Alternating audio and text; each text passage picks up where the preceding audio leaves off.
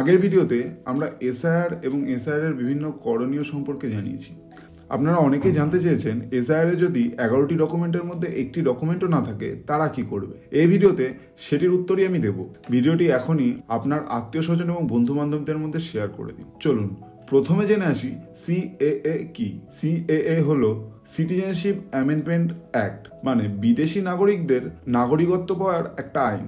যেসব হিন্দু, শিখ, বৌদ্ধ, খ্রিস্টান, জৈন, পার্সি ধর্মের মানুষ উদ্বাস্তু হয়ে আফগানিস্তান, পাকিস্তান এবং বাংলাদেশ থেকে ভারতে এসেছে তাদেরকেই নাগরিকত্ব দেওয়ার জন্য চালু হয়েছে এই সিএএ।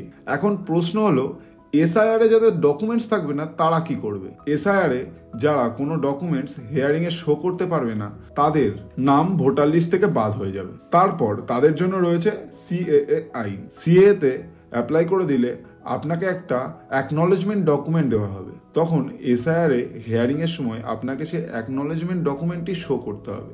তাহলে আপনার নাম ভোটার লিস্টে আবার আপডেট হয়ে যাবে। এসআইআর হোক বা সিএএ, কোনো আইনের দ্বারাই আপনার নাগরিকত্ব কেড়ে নেওয়া হবে না, বরং যেসব উদ্বাস্তুরা এতদিন কোনো আইডেন্টি ছাড়াই বসবাস করছিল তাদের সরকারি নথিতে অন্তর্ভুক্ত করা হবে। এখন সিএতে অ্যাপ্লাই করার জন্য কি কি ডকুমেন্টস প্রয়োজন আর কি কি শর্ত আছে সেগুলো জানার জন্য কমেন্টে অবশ্যই জানাবেন, আমি নেক্সট ভিডিওতে জানিয়ে দেবো। আর এরকম ইনফরমেটিভ ভিডিও যদি ভালো লেগে থাকে আমাদের চ্যানেলটিকে ফলো এবং সাবস্ক্রাইব অবশ্যই করবেন।